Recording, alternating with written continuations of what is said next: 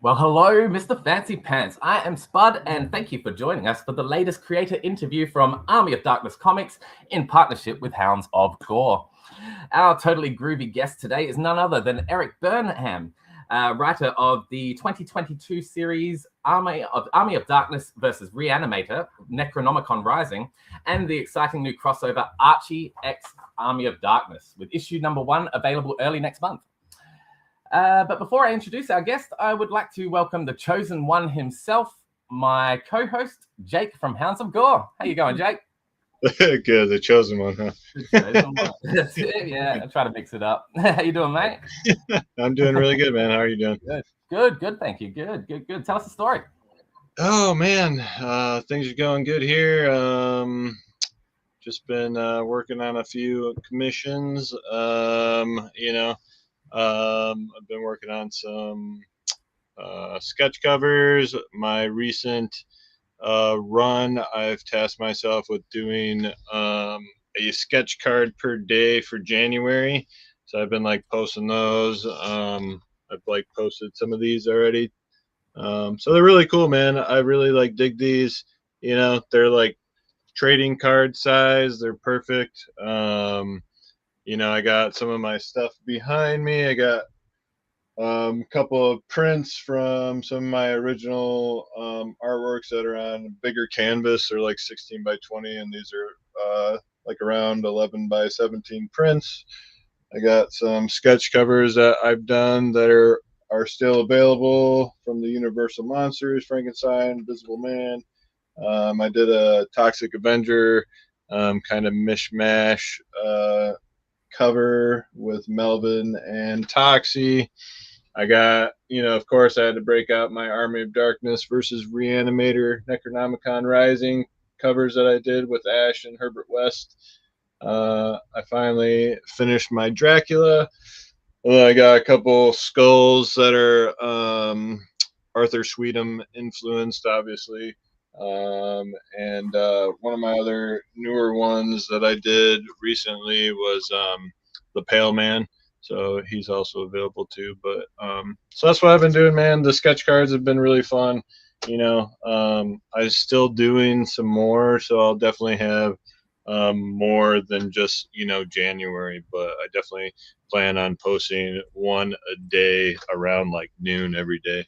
And those are just horror and anime manga characters. So that's kind of what I've been up to, man. That is great. Awesome. All right. Very good, dude. No, very exciting. And I've been loving keeping up with those your trading card sketches as well. Awesome. Can't wait to see how you finish those out. All right. Now let's talk about Erik Burnham, a Minnesota writer and artist who first broke into comics as the creator of the Shooting Star Comics feature Nick Landime. This led to other anthologies and then to work for IDW Publishing, including his critically acclaimed work on the Ghostbusters line of comics and currently Teenage Mutant Ninja Turtles.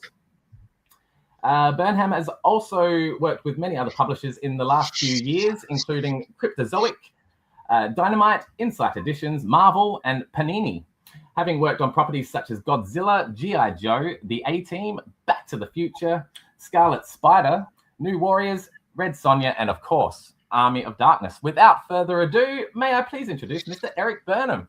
Hi, Erik. Thanks for joining us. Hey, fellas. How's it going? Hey, good to see you, man. Awesome. Yes. Thank you for having me. Thank you for having me on the show. Uh-oh. Thank you. Oh, I have lost you. Apologize. All right. Dearie me. Oh, yeah. There we go. I'm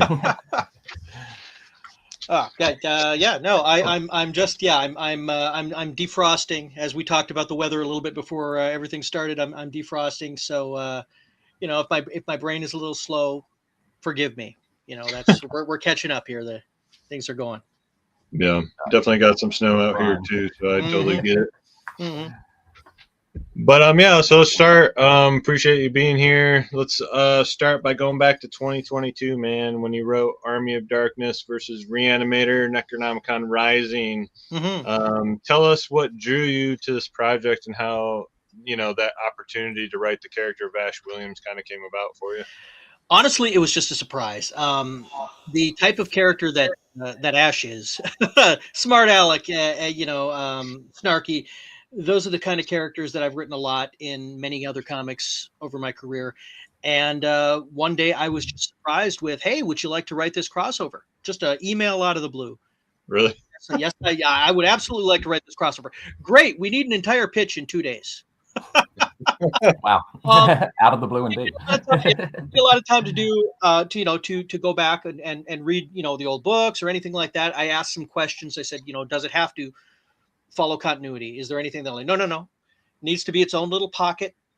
And just they gave me some do's and don'ts, which I followed, and I riffed based on what I remembered because I didn't have time to go back and do any deep dives. I riffed on what I remembered and what they told me I couldn't do and what they wanted me to do. And that's how this one kind of came together quickly. It was such a whirlwind that I just I can't believe it was 4 years ago. It was in and gone so fast. It feels both like yesterday and a decade ago. Yeah, I think 2022 is when I actually I want to say that's when I found out about the Army of Darkness comics, possibly. And funnily enough, that was the first 2 issues I found at a half price books were the Necronomicon Rising ones. And I think that was what started my journey into, collecting Army of Darkness comics. Oh, cool. Is that right? Yeah. I don't think I knew that, Jake. Yeah. Yeah, very good. Awesome. Well, you said that it was quite a whirlwind and you only had very little time to prepare, but were you already a fan of the respective franchises, your Army of Darkness and Reanimator films, and even the Lovecraft stories? I mean, I was definitely a fan of Army of Darkness. Reanimator was my brother's thing. And sometimes when he got siblings, just he was so into it, I was just like, all right, fine, I'm going to let him have that one. But but it I had seen it years back, and the Jeffrey Combs delivery and his just the way he puts himself across in everything he's in is engrossing and entertaining to me. So it was fun trying to get his voice onto the screen. I wished I'd had time to go back and rewatch the movie, but I, at the very worst, I knew if I got stuck in a corner, I could just call my brother and say, "Sean, help! I don't know what I'm doing." But no, I was definitely, definitely a fan of Army of Darkness. I got such a huge kick out of that the first time I saw it. It was, it hit the sweet spot of silliness and slapstick and humor and all the stuff. I think Sam Raimi and I have a lot of similar sensibilities. And I always laugh. The anecdote I read about him years back was he's not even a big fan of horror. It was just easy to make when he was starting out. And I'm like, you know what? I can, that makes sense. And that explains, an awful lot why Evil Dead is the way it is with its, nonsense. The slap, the Three Stooges influences and just the chaos. I mean, it fits. But I mean, I was absolutely a fan of. I like any type of character that can be put into these types of situations. It was something that drove me to Ghostbusters as well, and their reaction is annoyance. More than anything, more than terror. It's just like why they're put upon. So that just definitely a thing that I love. Awesome. So this was the 4th story to feature these characters, the first being the 2006 story arc by James Kahoric, and then we followed that by the 2012 crossover series with Prophecy, and then finally the 2013 one-shot by Mark Ronner. Given that your Ash and Herbert West hadn't met previously, did you ever consider bringing back the Herbert West from previous encounters? It seems like, what you said earlier, it just seemed like it was just an entirely new meeting. They wanted me to keep it separate. They asked me to keep it separate. I did read I have read the first miniseries. I mean, I did read that, not in between when they asked, but I had read that series, and I was just like, I could go back. I could tie things. No, don't do that. Keep it separate. Keep it clean. So, well, I'm sure they had their reasons. But... yeah. It's, I mean, whenever there's any kind of licensing and mixing of properties, and sometimes it's just editorial prerogative, but I mean, you know, they'll throw out their rules for the sandbox, and sometimes it's just like, we want it to connect or we don't want it to connect, and you know, just run with what they tell you. Yeah, absolutely. Do as we're told. Yeah, fair enough. A little bit of a nitpicky question here, but Ash's head is found well preserved at the beginning of the story, but isn't shown until he's been reanimated. But wasn't Ash a fleshless skeleton with eyeballs at the end of the film? That blame me for that one. I did. That was creative license. I did it on purpose because it seemed, as the time I was writing, I'm like, okay, well, I could explain it, but it just seems cooler if they dig into, you know, this dig site and they find a gooey head. I just thought, you know what, I'm going to run with it. And I asked the editor, I said, is this okay? Because we can go the other way. They said, no, this is fine. This is okay. So it is creative license. It is a bit of a hiccup continuity wise, and that's entirely on me. So it's my fault. I apologize. You still have the eyeballs. You can perfectly inject something into an eyeball. It's true. You could. It's good. So another question. So where did Ash end up at the end of the series? Is that maybe Castle Kandar? But I wanted to leave that vague. It could have been. You know, if somebody wants to make a case for it being a different time period of the same castle, or if they want to make it just a completely different castle and you know, it's happening again, but now in a different way.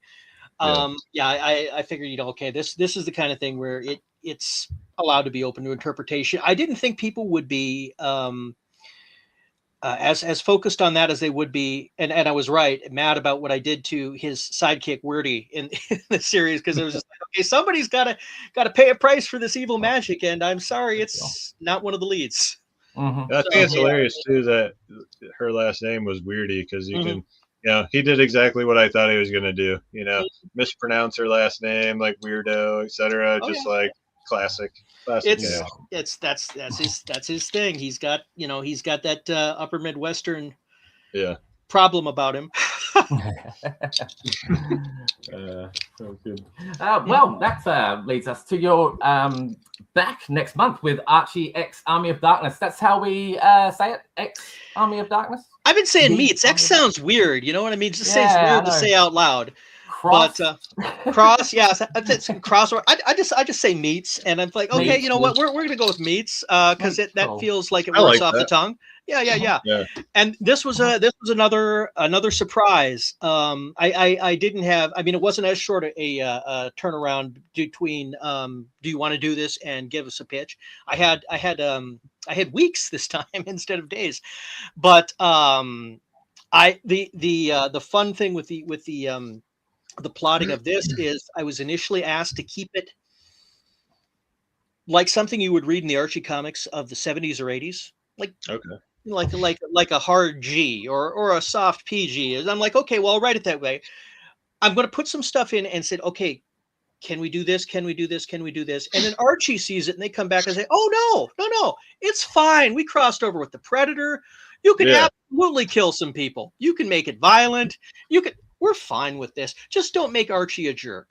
Yeah. Change that stuff, because I had some snark from Archie that say, don't do that, but you can rip one of his classmates' hearts out of their chest. That's fine. Yeah, I feel like it's even funnier, like when you look at the comic, if it, you know, the way it'll be like drawn, if it's set in like that time period. Like I find that even funnier if it's violent. You know what I mean? Bill Galvin, and I know you guys had a question about him. He is drawing it classic Archie style, which I'm so excited. That is exactly what I wanted to have happen. It's just like, you know, the old house style as opposed to something more modern. And I love how I've seen the layouts for the first issue. I'm really excited for how it's going to turn out. So it's going to be silly in that way. And, you know, they let me go through and add in. I thought it was just going to maybe be the first or the 5 main characters are Archie, Betty, Veronica, Jughead, Reggie. No, I can throw other characters in there. I can do terrible things to the other characters. I'm like, hey, all right. Well, this has gotten more interesting. then I wrote myself into not a corner, but a place where what I had initially written, when I didn't know I could do all this stuff, I'm to the point where now I can do the stuff and I have option paralysis. They're trapped in an S-Smart. What can I do with that now? Before it was a little bit more cut and dried when I thought it had to be not violent, but now that it can be, I have more options. That's awesome. Non-violent Army of Darkness comic. Less violent, more cartoonish. Yeah. Interesting concept. Yeah. Steven's just got a quick question here. Do we decide whether Ash is Team Betty or Team Veronica? Given I asked how they wanted me to play that, and they said, okay, yeah, no, keep that part above board. Keep Ash in the back of his head is I don't want to go to jail. So we're I do have that angle, yeah. Veronica gets tired of his nicknames awful quick though. So that is, because he doesn't have a straight name for anybody, Twitchy, right. Blondie, sweetheart. Yes.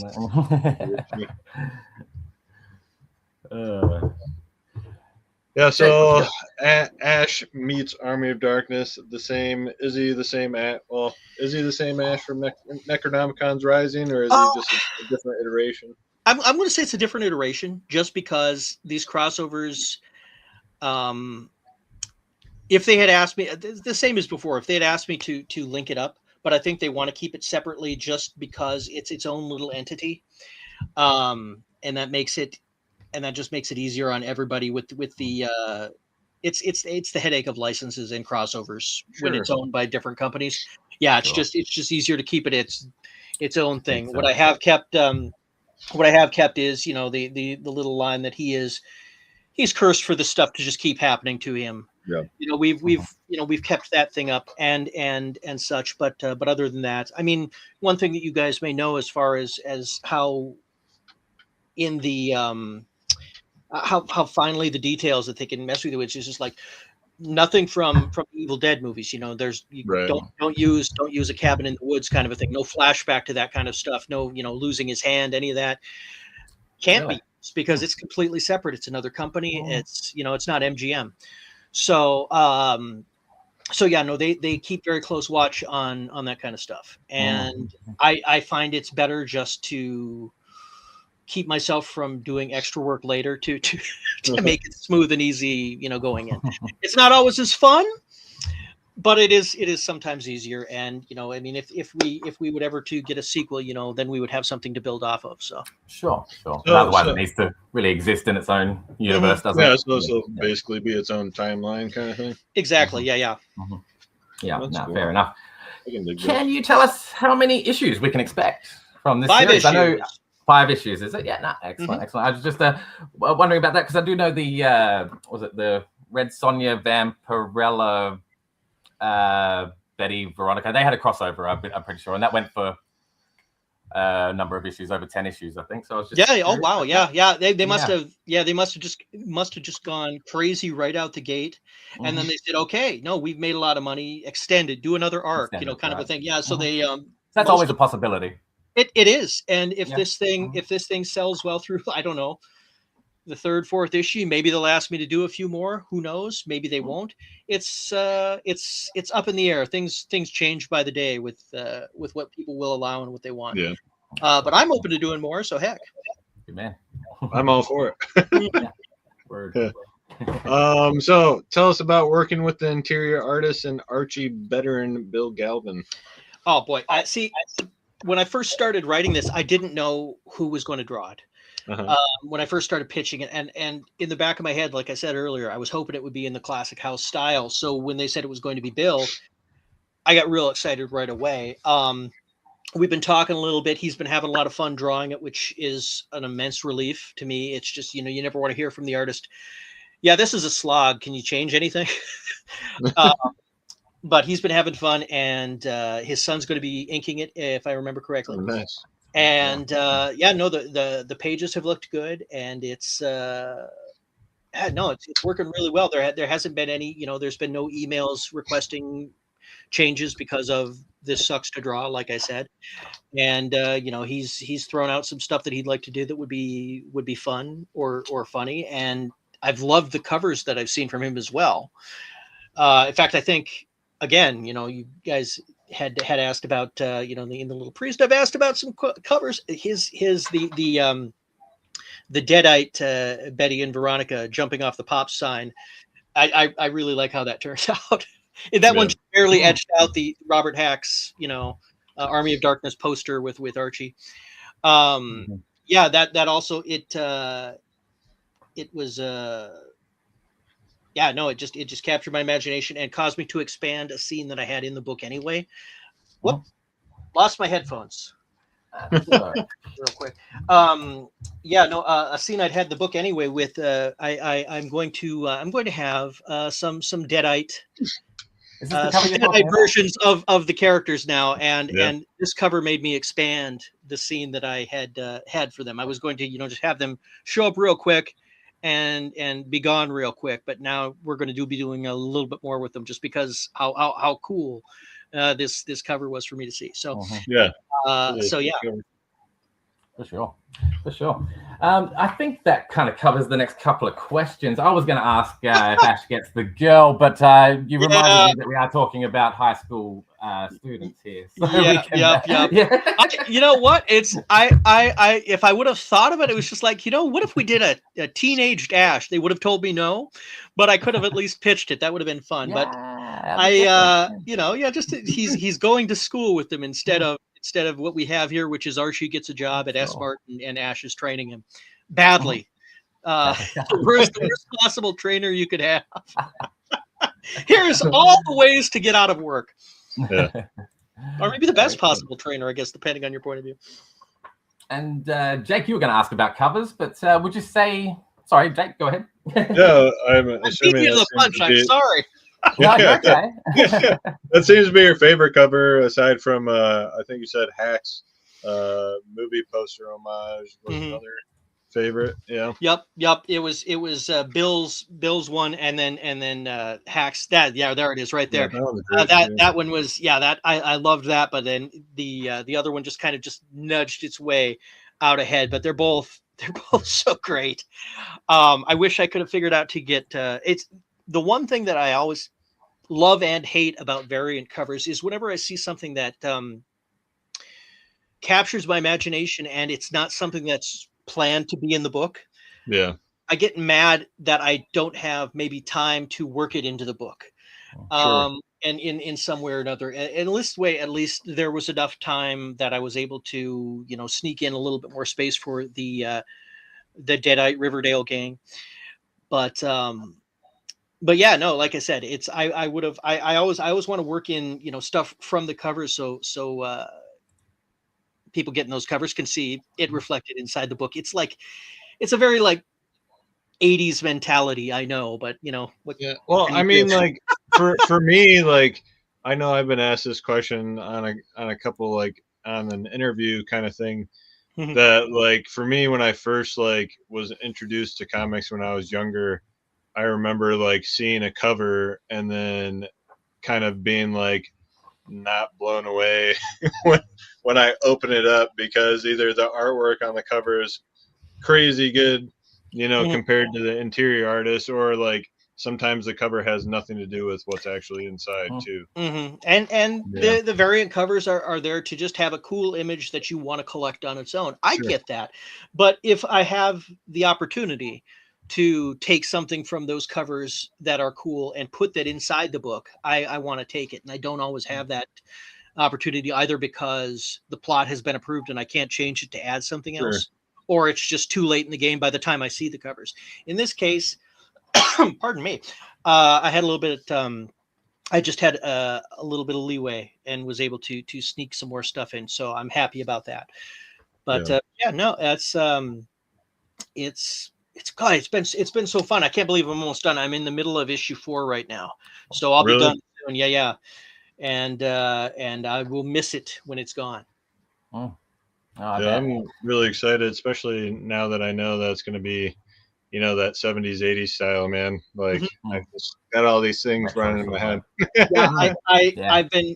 They didn't have a PDF ready for me yet. I just saw the the pages, the unlettered, the layout pages is all I've seen so far. And Bill is a pretty tight penciler, so Yeah. if you just up the resolution on these, I'm sure he would not be happy about it, but you could publish what he had and it would be readable, and you'd be able to understand it. But it'll, once it's all polished up, it's going to look fantastic. And like I said, I wished I had the book in my hands right now. So Yeah. Me too. Soon enough. Soon enough. We'll be about 2.5 weeks February 4th, right? That's right. It's going to be dropping. Just a couple more weeks. Yeah. It's coming down. Long at all. You mentioned that you did read James Kuhorik's Reanimator crossover. Have you read many of the other stories in the Army of Darkness catalog? This is the big downside of working in comics is your to-read pile gets thick real quick. The stuff that moves to the front is the stuff you have to read for work, and otherwise you're just keeping track of, or keeping the work going, keeping the scripts right, and the the editing and the all that stuff. So no, I haven't read the rest of it, not from a lack of interest, just from I haven't read anything that I wasn't directly involved in for so long, and it's kind of killing me a little bit. I have a lot of friends and I want to keep up with all their work too, and I want to keep up with stuff that I love. And I mean, the alternative is for me to do less work. I don't want to do that. Sure. But no, an Erik day every now and then. That's it. There's they're my two read piles. So yeah. I want to get the one that's been that I keep meaning to go and read. I've wanted to get to was the Freddie Jason Ash. Oh yeah. And it's just like, I haven't even gotten to that. So it's embarrassing. It's really embarrassing when I get asked this question. It's just like, yeah, no, I haven't read it. I'm sorry. What kind of a fan are you? I'm not a fan. Exactly. No, I'm busy. I'm sorry. But yeah, no, there's and Tony Fleeks, I wanted to get through his ongoing because he had some good stuff looking there. So it's just a matter of you gotta pay the bills first. Finding the time, gotta pay the bills, and then pay the bills, and and then it's just the work, and then all the stuff that's not work, that's also work. You know how it goes. Sure. But it's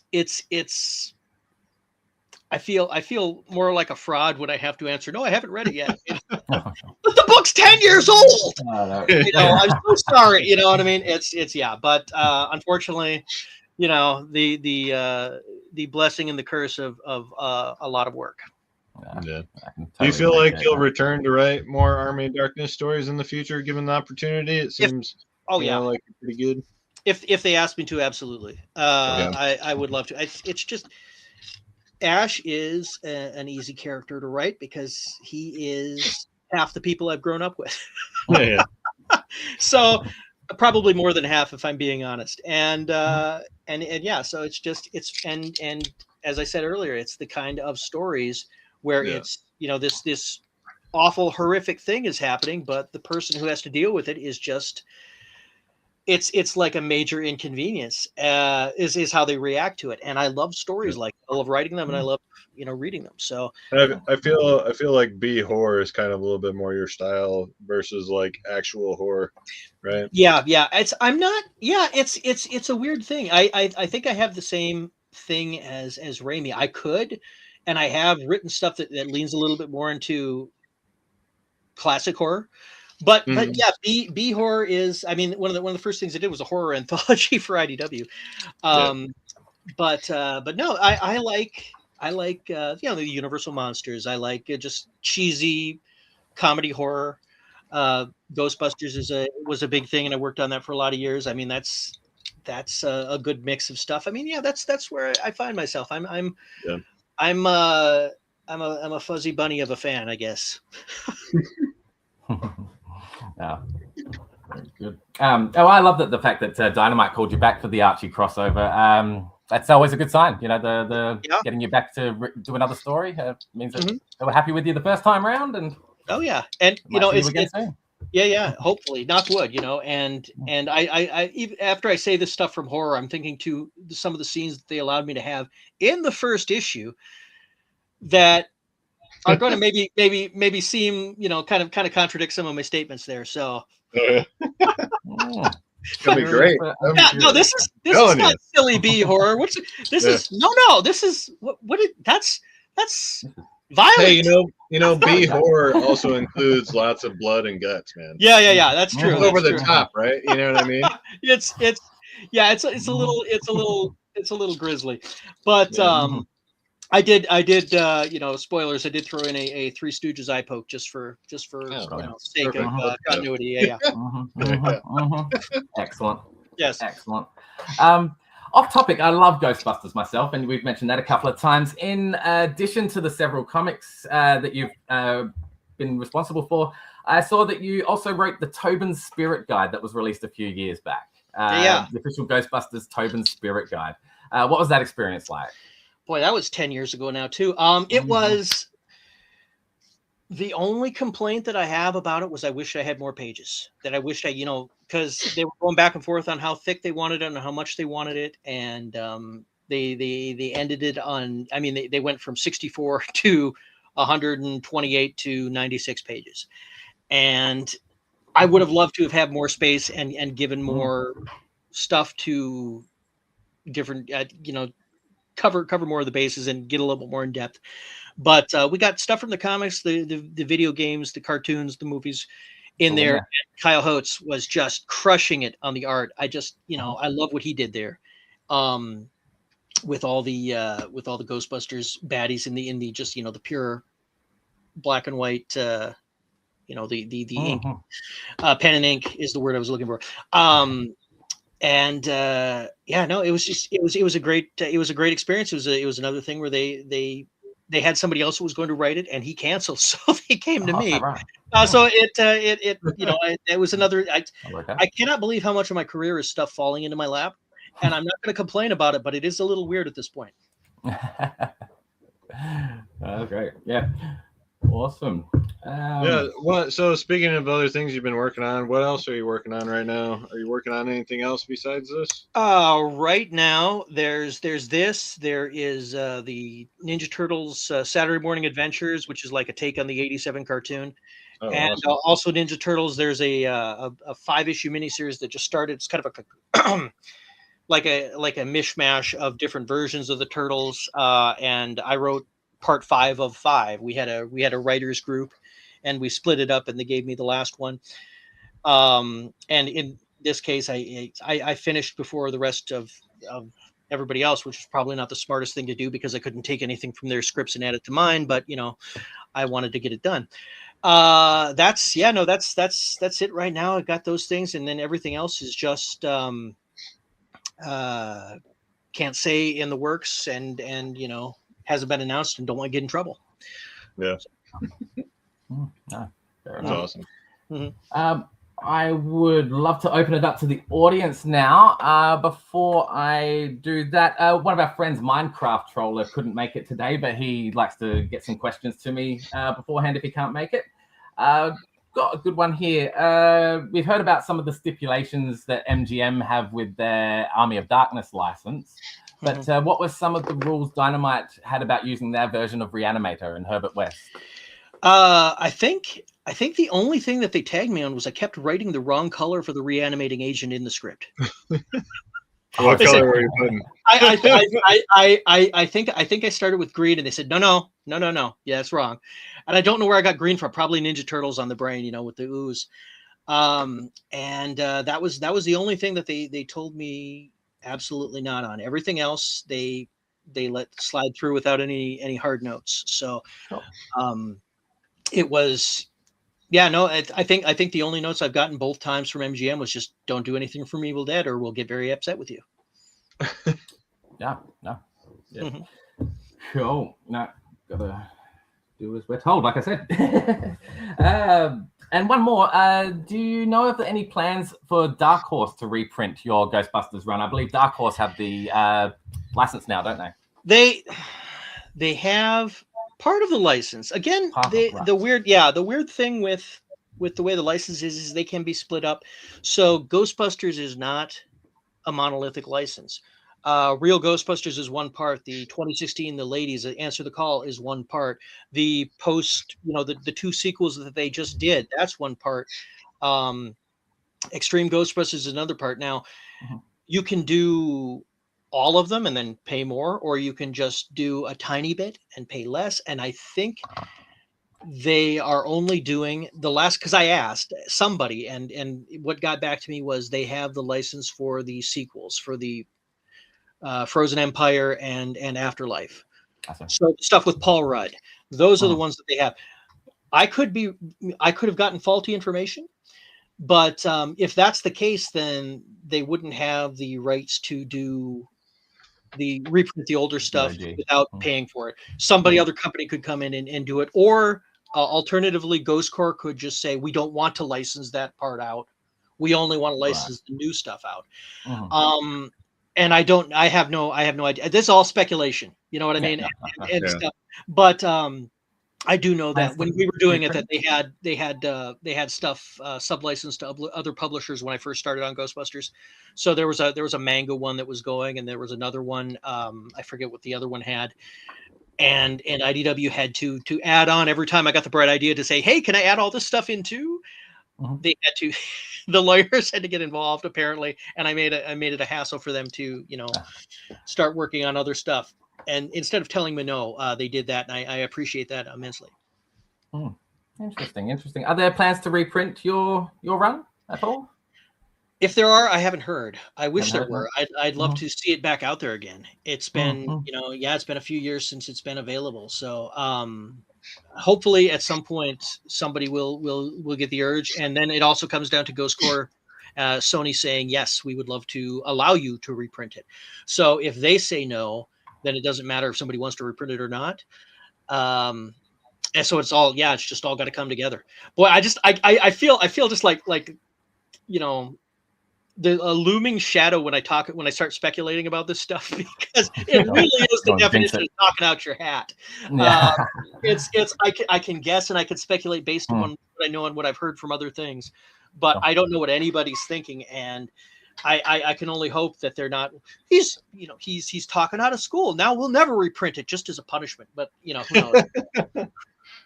Hopefully, like I said, at some point it'll come back, because I'm really proud of those stories and what we did over the almost 10 years, and I'd love to have people be able to get a hold of it and experience it again. And I'd love to do a crossover with that while I'm thinking about it. You know what I mean? A Ghostbusters Army of Darkness. That would be a thing. I know it came up while we were doing the books, and I don't know why it never happened, but I would love to do it. I would love to do it. Would that be your dream crossover then? It's one of them. If they didn't get you to do that, that would be. Oh, criminal. I would be very upset. Yes.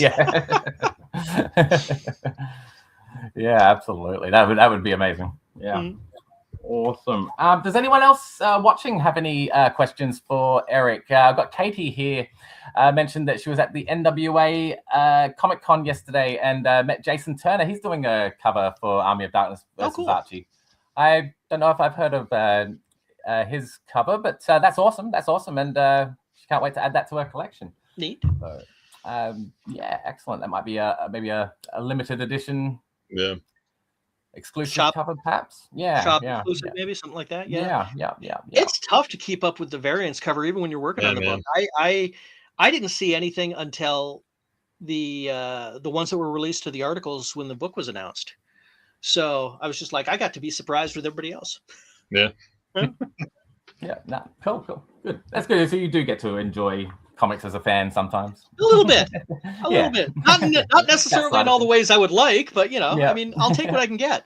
The little things, isn't it? The little things. Excellent.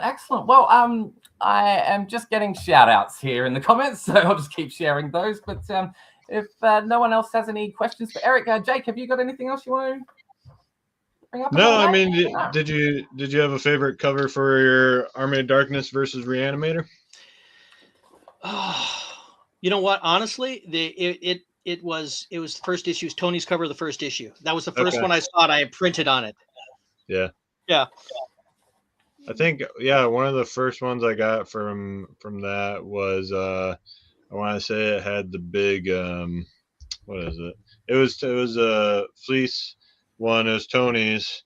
I think it had the big Necronomicon in the background. I think it was maybe like issue 4. I think. I can't remember. Nice. That was Places cover you said? Yeah. Which one is it? Let me see. Yeah, it's this one. The one where he's fighting Herbert West in the Necronomicon. Coming out of the mouth. Yeah. Yeah. Cool. Yeah. That was one of my first issues I ever bought. Nice. Yeah, issue 5, right? those two, it would be really boring to draw, but those two would be fun just to sit them across the table and just have them insult each other for 20 pages. Yeah. I would have a blast with that. The artist would punch me. It's just like, this is so dull. Give me They're something. both very strong personalities, you know. Yes. But Bruce Campbell, Jeffrey Combs, they both have such a distinct way of they go about a cadence to their speech and voice. So yeah, it's fun to translate that. Absolutely. Absolutely. Wow. Excellent. Well, we'll let you go there, Eric. Thank you very much for joining us today. Yeah. And for all of your contributions to our favorite comic books. We hope to see and read more of your amazing work soon. Thank you much, guys. I hope you get a kick out of the book when it comes out. Please let me. And if I happen to get a PDF before it comes out, watch your email. All right. Yeah. Ooh, oh yeah, thank you. That'd be sweet. And, okay. Mum's the word. Excellent. Thank you. All right. Well, just hang around for a moment afterwards, just so I can say goodbye. Yeah, I'll just remove you guys one moment. Bye, Jake. All right.